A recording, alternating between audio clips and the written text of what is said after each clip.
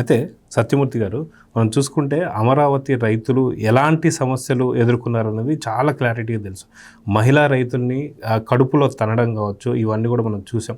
ఆఖరికి వాళ్ళు స్నానాలు చేసేటువంటి ఒక ప్రదేశాల్లో కూడా డ్రోన్లు కెమెరాలో కూడా ఎగిరేసినటువంటి పరిస్థితి మనం వైసీపీ ప్రభుత్వంలో ఉన్నప్పుడు ఏం చేసినా మనం చూసాం.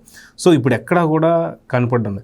ఎప్పుడైతే 2024 కూటమి ప్రభుత్వం వచ్చిన తర్వాత మొదటి సంక్రాంతి ఏదైతే జరుపుకున్నారో వాళ్ళు అత్యంత పెద్ద పండుగ జరుపుకోవడం మనం చూసాం. సో అప్పటికిప్పటికి ఏంటి తేడా? సమస్యలు మొత్తం తీరిపోయా లేదంటే ఏం చెప్తారు? అంటే ఇప్పుడు అమరావతి రైతుల సమస్యలు అవన్నీ కూడా ఒక్కొక్కటి తీరుతున్నాయి, అందులో పెద్ద ఇదేమీ లేదు. అవి తీర్చడానికి చాలా ప్రయత్నాలు కూడా జరుగుతున్నాయి. కానీ ఇప్పటికీ జగన్మోహన్ రెడ్డి ఆలోచన విధానం మారకపోవటమే దురదృష్టకరం. ఇప్పుడు నువ్వు విధ్వంసం చేయాలని అనుకున్నావు, చాలా ప్రయత్నం చేసావు, నువ్వు చేయలేకపోయావు. ఇప్పుడు అమరావతి అభివృద్ధి పదంలో పరిగెత్తుతున్నది. నీకు అక్కడ కన్స్ట్రక్షన్ యాక్టివిటీ కానీ ఏదైనా కానీ అక్కడ నెంబర్ 1 పరిస్థితి కనపడుతున్నది. 52,000 కోట్ల రూపాయల కన్స్ట్రక్షన్ పనులు అక్కడ జరుగుతూ ఉన్నాయి. జగన్మోహన్ రెడ్డి ఏం చేయాలి? అమ్మా నేను చెడగొడదాం అనుకున్నాను, కుదరలేదు. ఇప్పుడు మొత్తం రాష్ట్రం మొత్తం కూడా అమరావతి వైపు చూస్తున్నది. అందరూ అప్రిషియేట్ చేస్తూ ఉన్నారు. కనీసం మనం అప్రిషియేట్ చేసే గుణం మనకు లేదు, కానీ కనీసం సైలెంట్గా ఉందామని ఆలోచించాలి. కానీ జగన్మోహన్ రెడ్డి ఏంటి అంటే సైలెంట్గా ఉంటే నన్ను ఎవడు పట్టించుకుంటాడు అన్న ఉద్దేశంతో ఇప్పటికీ కూడా అమరావతి మీద విషం చల్లుతూనే ఉన్నాడు. అమరావతిని నాశనం చేయటానికి వీలుగా వాళ్ళ మంత్రులతోటి, అప్పట్లో స్పీకర్గా ఉన్న తమ్మినేని సీతారాం తోటి, వీళ్ళతోటి చెప్పించాడు. వీళ్ళతోటి ఈ బొత్స సత్యనారాయణ ఏముంది అక్కడ శ్మశానం అన్నాడు. ఆ తమ్మినేని సీతారామ ఏంది అది ఎడారి అన్నాడు. పక్కన పచ్చగా పొలాలు ఉన్నాయి, జీవనది కృష్ణానది ప్రవహిస్తూ ఉంటే అతనికి మరి ఆ తమ్మినేని సీతారామకి నోరెట్లా వచ్చిందో తెలియదు, కానీ ఇదేంది ఇది ఎడారి అన్నాడు. శ్మశానం అంటారు, ఎడారి అన్నాడు. ఈ రకరకాల కామెంట్లు పెట్టి అమరావతి మహిళా రైతుల్ని ఆడెవడో ఒకడు ఉన్నాడు, ఒక కుసంస్కారి, ఆడన్నాడు రైతులు అంటే పట్టుచీరలు కట్టుకుంటారా అన్నాడు. అమరావతి మహిళా రైతుల్ని అత్యంత నీచంగా చూశారు. పెయిడ్ ఆర్టిస్టులు అన్నారు. అసలు పెయిడ్ ఆర్టిస్టులు అన్న పదం అక్కడి నుంచి వచ్చింది. అటువంటి దారుణమైన పదప్రయోగాలు చేసిన ఈ వైసీపీ బ్యాచ్ ఇప్పటికీ కూడా అమరావతి మీద దుష్ప్రచారం చేయటం ఆపల. ఆ మధ్య వర్షాకాలంలో మొత్తం అంతా మునిగిపోయిందని చెప్పారు. మొత్తం అసలు అమరావతి అంతా మునిగిపోయిందని చెప్పి ఏదో బంగ్లాదేశ్ ఫోటోలు తీసుకొచ్చి వేశారు. అది చెయ్యటమే కాకుండా ఇప్పుడు కొత్తగా వడ్డే శోభనాధీశ్వరరావు అని ఒక పెద్ద ఆయన ఉంటాడు.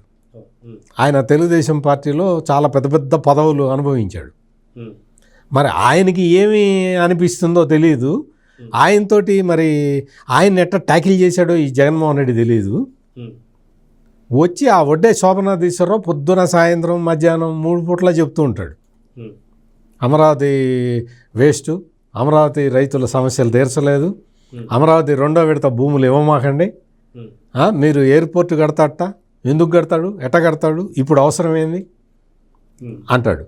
రైల్వే స్టేషన్ట పెద్ద 6 బ్లాకులు కడతారట, ఎట్ట కడతాడు, ఎందుకు అంత అవసరమే ఉంది, ఒక నంబూరులో స్టేషన్ ఉంది కదా, అక్కడ ప్లాట్ఫామ్ మీద రైలు ఆగితే సరిపోతుంది కదా. ఇటువంటి మాటలు మాట్లాడుతున్నాడు ఈ వడ్డే శోభనాధీశ్వరరావు. మరి అతను అట్ట ఎందుకు మాట్లాడుతున్నాడు, అతనితోటి ఎవరు మాట్లాడిస్తున్నారు అనేది మనకు తెలియదు. కానీ వచ్చి అంటే తుపాకీని అతని భుజం మీద పెట్టి కాలుస్తున్నాడు ఈ జగన్మోహన్ రెడ్డి. ఆ విషయం తెలుసుకోక ఈ వడ్డే శోభనాధీశ్వరరావు ఇంకా ప్రతిసారి అదే చెబుతూ ఉన్నాడు. అంటే ప్రజలలో విషం నింపటానికి రకరకాల ప్రయత్నాలు ఇంకా జరుగుతూ ఉన్నాయి. అమరావతి రైతుల అక్కడ వాళ్ళకి ఉన్న అంటే చట్టపరమైన అవరోధాలను తొలగించటానికి కొంత సమయం పట్టిన మాట వాస్తవం. ఇప్పుడిప్పుడే అన్నీ సెట్ చేస్తూ ఉన్నారు.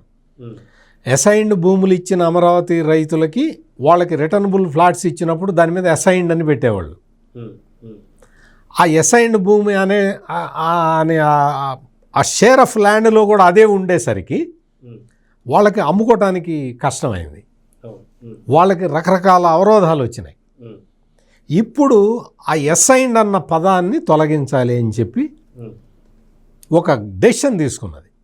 దాంతో ఏమైంది అంటే మొత్తం దాదాపు 3,000 మంది రైతులు, అంటే ఈ అసైన్డ్ భూములు ఇచ్చిన పేద రైతులు, వాళ్ళందరికీ బెనిఫిట్ కలిగింది. ముందు కొంత అక్కడ కొంచెం ఇది వచ్చింది, ఆల్రెడీ పట్టాలు ఇచ్చేసిన వాళ్ళకి అసైన్డ్ అని అట్లాగే ఉంటుంది అని అన్నారు. మళ్ళీ వాళ్ళు కూడా వచ్చి మరి ఇచ్చేటప్పుడు అందరికీ ఇవ్వాలి కదండి అని అడిగితే ఇప్పుడు మళ్ళీ కొత్తగా దాన్ని కూడా సవరించారు. వాళ్ళకు కూడా కొత్త ఇవి పత్రాలు ఇస్తూ ఉన్నారు. అంటే ఒక్కొక్కటి చట్టపరమైన లింకులు ఉన్న సమస్యల్ని క్లియర్ చేయటానికి టైం పట్టింది, టైం పడుతుంది కూడా.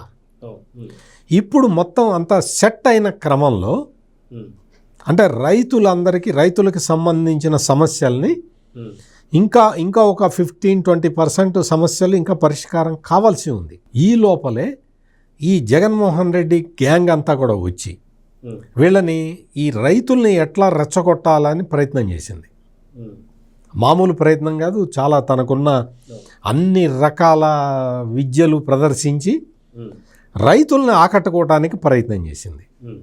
ఒక దశలో ఈ జగన్మోహన్ రెడ్డి, ఈ వైఎస్ఆర్ కాంగ్రెస్ పార్టీ ఏం చేసింది అంటే ఈ మొత్తం రైతుల వైపు మేము ఉంటాము, రైతుల సమస్యలు మేము పరిష్కరిస్తాము, రాబోయే రోజుల్లో మేము అమరావతినే రాజధానిగా యాక్సెప్ట్ చేస్తాము అని నక్క వినయాలు ప్రదర్శిస్తూ రైతుల దగ్గరికి వెళ్ళింది. రైతుల్ని మళ్ళీ రెచ్చగొట్టడానికి ప్రయత్నాలు ప్రారంభించింది. ఇది జరిగింది. కాకపోతే రైతులు ఈ జగన్మోహన్ రెడ్డి అధికారంలో ఉన్న టైంలో చేసిన విధ్వంసాన్ని వాళ్ళు ఇంకా మర్చిపోలేదు. కాబట్టి ఈ నక్క వినయాలు ప్రదర్శించినా కానీ వైసీపీ చెప్తున్న మాటల్ని అమరావతి రైతులు వినలేదు, విన్నవాళ్ళు కూడా నమ్మలేదు.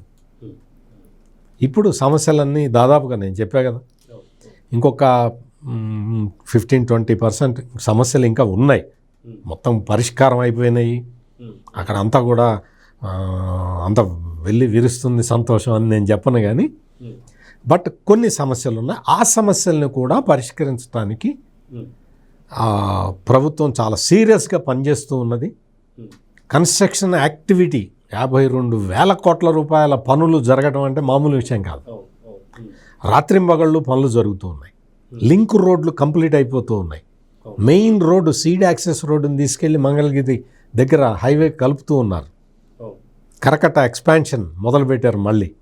అంటే ఇటువంటి కార్యక్రమాలన్నీ చేస్తూ ఉంటే, అవి చూస్తూ ఉంటే అమరావతి రైతులకి చాలా సంతోషం కలుగుతూ ఉన్నది.